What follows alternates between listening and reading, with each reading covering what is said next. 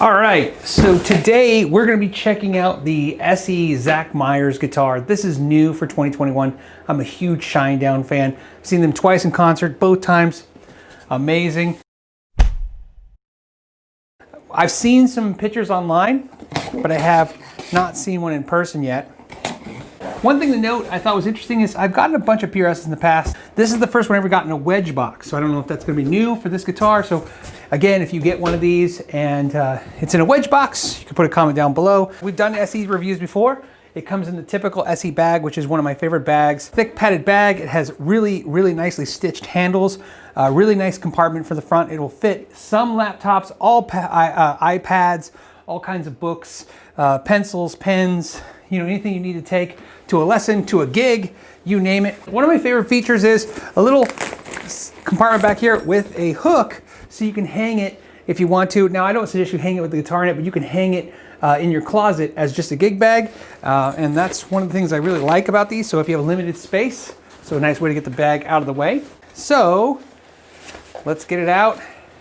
And a little foam insert there. And here's the reveal. Look at that. So obviously beautiful. We'll take some really good shots of this.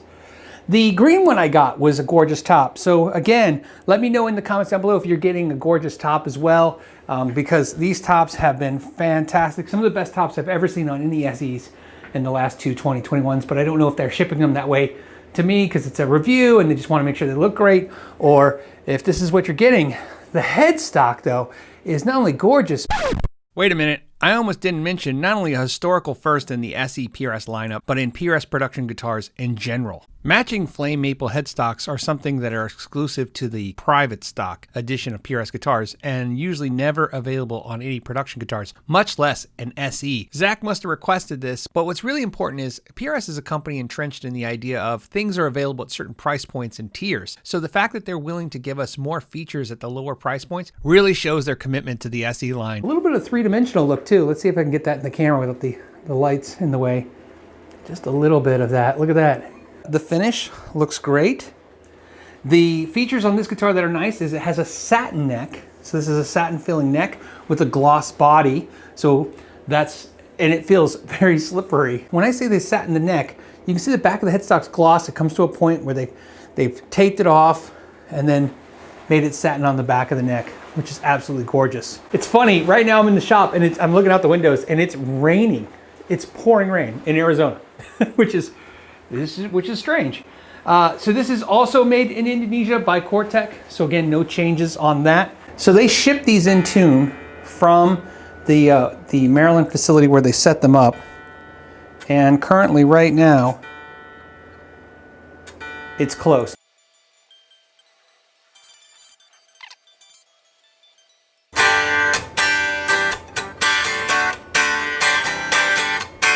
Awesome. Okay, so let's see how the action's set up.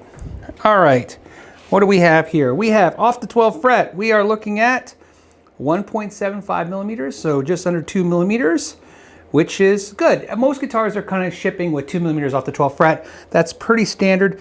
I like to call that the blues action because a lot of blues players like that action around there. The shredders like it a little lower, so something to be aware of. This is actually in a nice little sweet spot. Again, different taste. 1.75 off the high E as well, and I always like to measure off the 3rd fret just for a reference point. It's 0.75, and on the high E it is at about 0.5 millimeter. So good, really good. Out of the box setup. This is legit for me. I would take this. I always tell everybody I like 1.5 millimeters off the 12th fret. That's where I like things to sit. For me personally, some players like it low, like a millimeter off the 12th fret. This is 1.75, so again, PRS claiming that you could pull this out of the box, tune it up, and play on stage. That absolutely is true in this case, because it's ready to go. A couple things to note is it has mother of pearl burr inlays, the old school ones, which look great. Graphite nut, which also looks really good, and I'm gonna test it.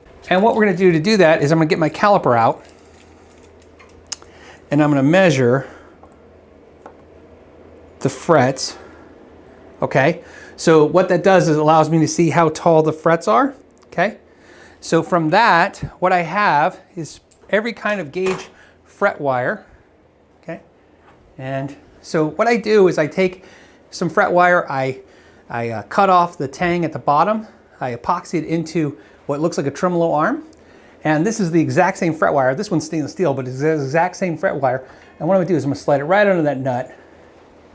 And what I wanna see is exactly what you're seeing. I wanna see this thing sitting there perfectly. So that's what I want. I want all the strings to rest right on this. That's the proper depth, in my opinion. So it's almost like having a 0 fret right there. And it looks great. And of course, if you don't have that, what you do is you put your ring finger on the 3rd fret and visually look at the 1st fret from the side. And what you want to see is that 1st fret either touching that fret or just right above it. Like you almost put a piece of paper right there. And so you could do that to each string. And again, that's great. Now, for instance, if it's too low, you'll know because it'll fret out or make a dead note. So that's pretty easy. If it's too high, you'll see that gap. That's a general way of looking at it. Again, this is not exact. I'm just trying to give you guys some reference points since you're not here physically with the guitar. This has the vintage Kluson style keys, as you can see. And me personally, I would put Gotoh locking Kluson style keys on this guitar. The model you're going to need is the Gotoh SD90 MGT SL Magnum locking keystone locking tuners for Gibson, but in this case PRS guitar. Keep in mind, I'll put a link in the description to make that easy for you. You do not need any tools other than a Phillips head screwdriver. In most cases, you should be able to just take the 2 screws out, put the new key in place, leaving the original ferrule in place. However, sometimes production runs change, and worst case scenario, you'll have to pop out the old ferrules. Either way, it's a very easy project. Just out of the box, fantastic guitar. So we'll do some sound samples and then I'll give you final thoughts on the guitar.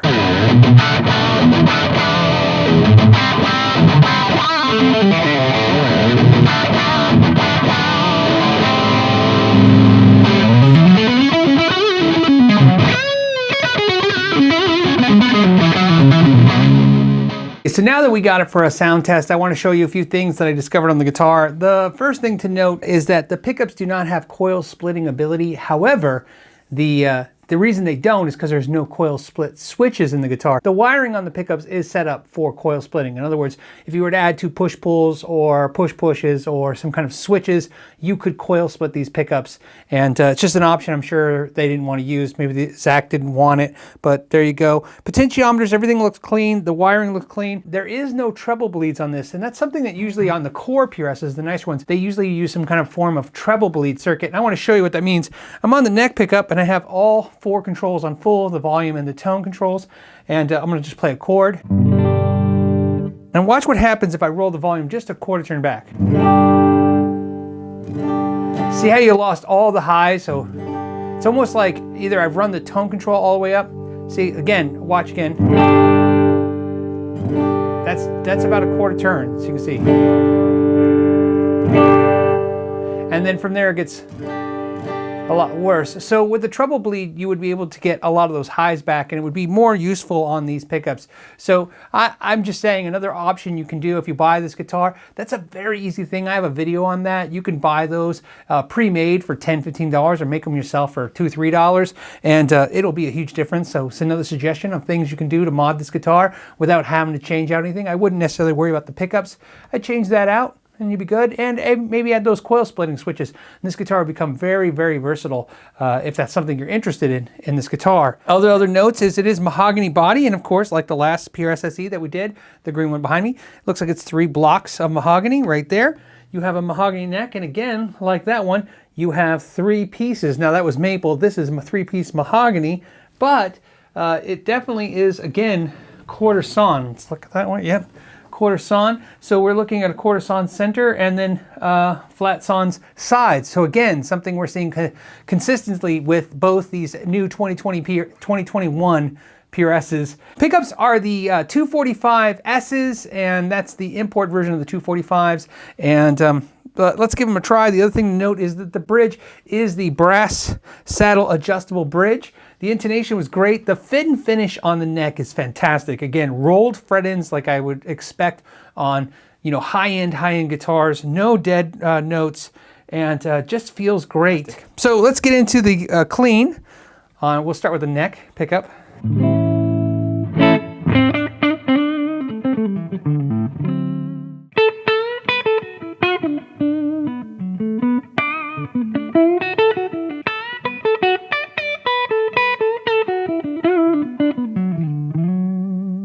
the guitar has a lot of resonance and brightness to it, and that could be the semi-hollow. I find semi-hollow guitars have a lot of mids. They pronounce a lot of mids in the sound, and that's what I hear here. Just not a boomy guitar, not a trebly guitar, just...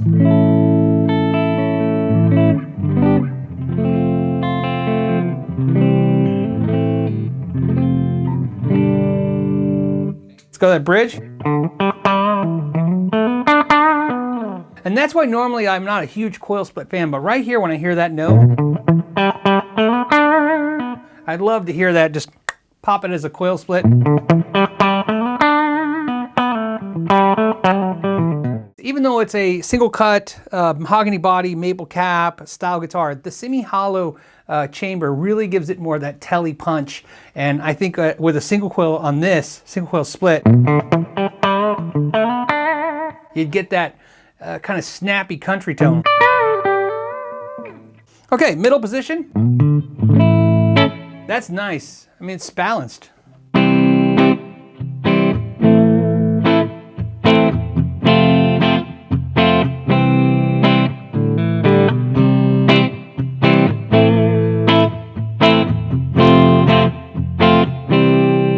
So now I'm running the same clean amp. I'm just running a little bit of overdrive, just a little bit, something to just give it a bit more bite.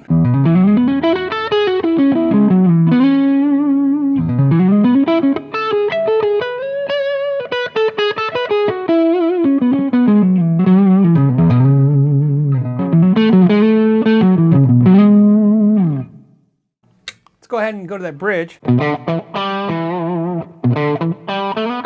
Again, a lot of mids, right? You hear that in the pickup, it's not bright. A lot of times with a Gibson Les Paul, you get this really boomy, low-end, full-toned neck pickup, and you go to the bridge and it's really bright, which is great for like rock and roll, but this has that mids.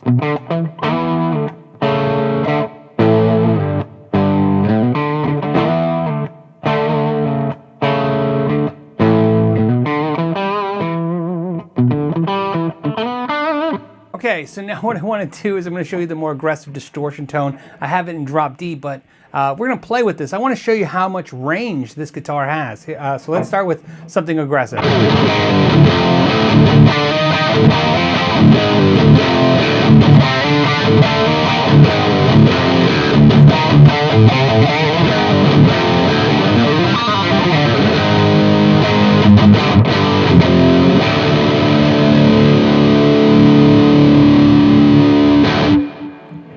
All right, so that, on that aggressive sound, here's what's really interesting. Go to the neck pickup, and I'm going to turn the volume pretty much all the way off.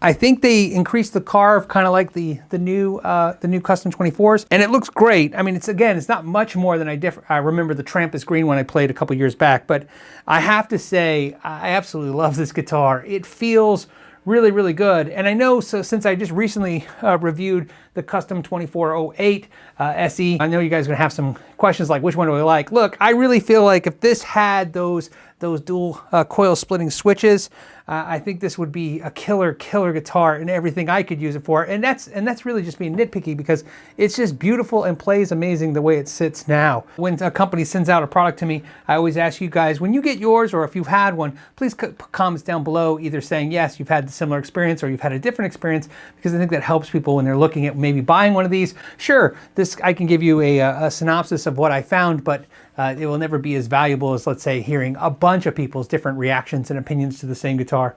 As always, I want to thank you guys so much for hanging out with me today. To the next time, know your gear.